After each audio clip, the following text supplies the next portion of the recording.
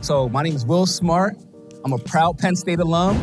My mama worked hard to get me in this position. Exactly. You better take, you got one shot, man. Take that chance. Oh, shit. Yo, he needs a lot of encouragement. Did you think that this was a fair activity? Why or why not? Did your school have a gymnasium? Yes. Yeah, what did it look like? I'm not gonna lie, it was like pretty gross. Because people want their kids to go to the best possible schools near them, right? And they want to fund that. But the issue is,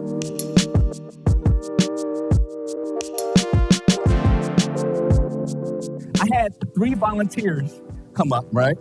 And these volunteers, they're going to get like a prize at the end of class, right? And if they make a shot in this bucket. So Sabrina, go ahead, take your shot. Woo, come on, all right. Let's go. All right. My mama worked hard to get me in this position. Exactly. You better take, you got one shot, man. Take that chance. Oh, shit. Yo, he needs a lot of encouragement.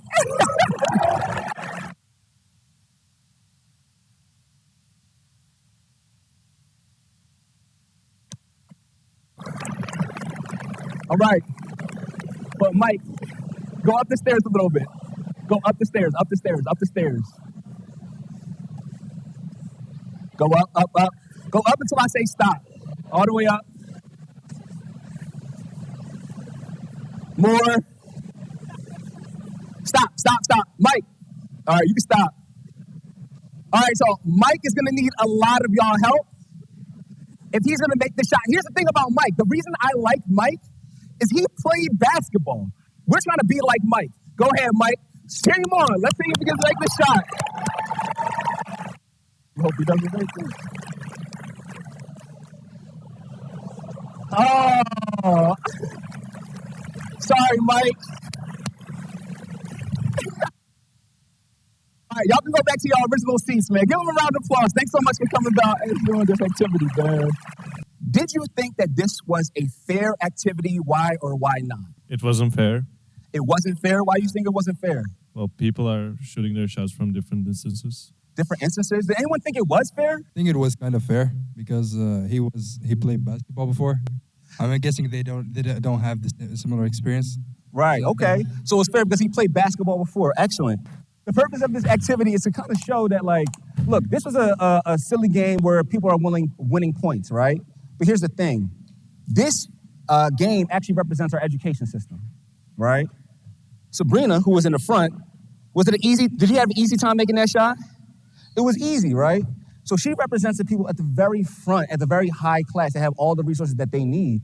It's not that she didn't work hard, it's that like she was just set up for success, right? But then you had, Young, where you at? How did you feel about making your shot? I only did it because people cheered for me. You only did it because people cheered for you, but was it a little harder? Easier? Easy as a cake. Easy as a cake, right? So he represents like the middle class. Mike, where you at, Mike? All right, you're gonna have to project your voice. Was it easy, fair? How was it like making your shot? I didn't think it was fair. Why wasn't it fair? I mean, I had to shoot from out the auditorium. But you played basketball, man. Pretty hard shot. It was a pretty hard shot, right? So here's the thing. Mike represents kids that come from lowest income, lowest socioeconomic status, right? And here's the thing. This basket represents graduating from college, right? And so here's the thing. Those of us, if we were to all take this shot and I was to tell you, you're guaranteed to get $100,000 a year for the rest of your life, where would you want to sit? Would you want to sit where Sabrina sat, or you want to go where Mike was at? Where would y'all want to sit, the front or the back? The front, right? But that's the reality that our kids are facing every day, right? Students from low-income backgrounds, only 1 out of every 10 graduates from college. 1 out of 10 versus high-income students, right? Where Sabrina's sitting, 9 out of every 10 graduates from college. And why? It's not because they lack the skills or potential. Like Mike played ball, right? Sabrina didn't play ball, but she still made it. Everyone has the potential, but they have different factors that set them up for success or that don't set them up for success. I want to interview them, and I want us to show the difference of like what this looks like, because we're talking about numbers, but we don't really understand, wait, why is it like that, right? So What's your name? Tell me where you're from. Hi, my name is Remick, and I'm from Chicago. Okay. Nice to meet you. Nice to meet you. Okay. My name is Trinity, and I'm from Philadelphia. Trinity, okay, nice to meet you. Did your school have a gymnasium? Yes. Yeah, what did it look like? I'm not gonna lie, it was like pretty gross. It's really old. Okay, perfect. Did your school have auditorium? Yes. Did every classroom have a window? No. No. Okay, perfect. Trinity, what about you? Did the gymnasium, auditorium, did every classroom have a window? We had a gymnasium halfway through when I was there, it got redone. But when I first started, it was really bad. And then we do have an auditorium, I guess. It's not really an auditorium. It's more like a floor where there's like, it's just an open space. Yeah, we call it the auditorium, but it's not really an auditorium. And no, we had like gates on the windows. Gates on the windows. So like it was like you could open the window, but you couldn't open it all the way. There was like a gate. Yeah, blocking. No, it's interesting because you start to see like a little bit of discrepancies, but the schools that I taught at, there was no gymnasium. So where do you think the kids had gym? In the cafeteria, right? Right where they eat lunch. How did you get to school, and how did kids get to school where you were from? It was actually like public transportation for my friends, and then I had a car. Had a car? You mind if I ask what car? It was a 2008 Lexus hybrid. Lexus, okay. What about you, Trinity? For school all the way up until high school, I was walking, and then in like high school, I started taking the bus. Taking the bus, all right. We're gonna keep it going, all right? Did y'all have chemistry? So I taught chemistry. So I'm really passionate about chemistry. Ron, did you have a chemistry lab at your school? No. No chemistry labs? Trinity, what about you? No. No chemistry labs? And so my students didn't have a chemistry lab either. So I want you to describe your school. What was, like, did every classroom have a windows? What was your chemistry lab, auditorium, gym? So every classroom had a window. We did have a gym and an auditorium. And we had like, our classrooms were the chemistry labs, but they had like microscopes and like Bunsen burners and gas lines and all that stuff. Right.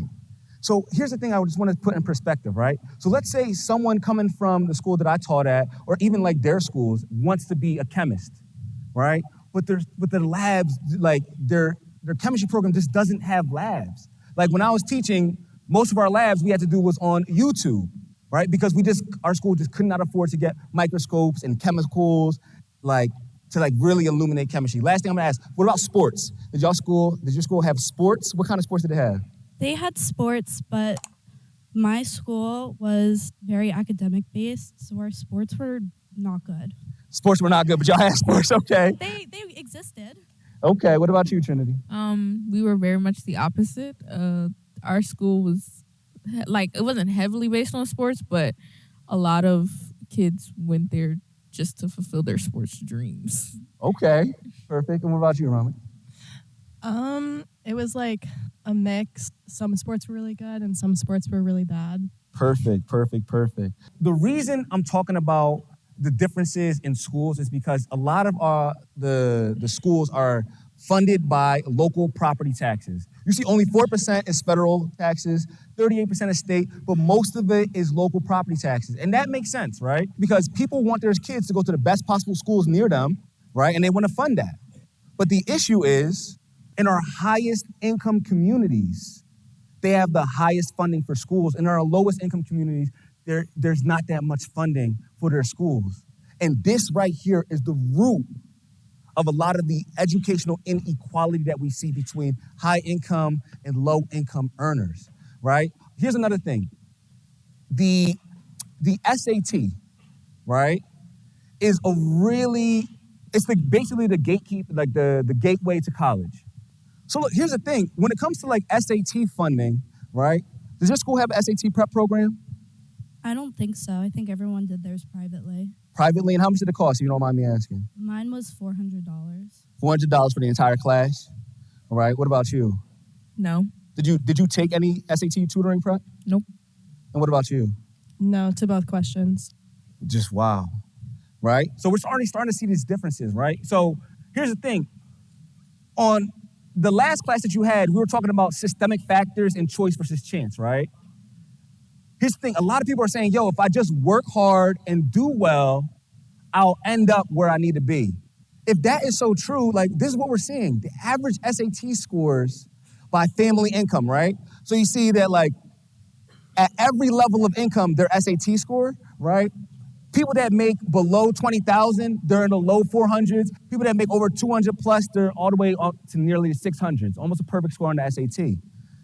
So if people have the choice, then why do we see, no matter how hard they work, this is the averages that we see time and time again. Like this graphic may be from 2013, but we see this year in and year out. All right? And this is really the issues of inequity, right? We had 30 minutes today to try to paint this picture of inequity. And that's not really enough time. It's like a quick taste of it. I want you to give a round of applause for our volunteers. Thank you so much.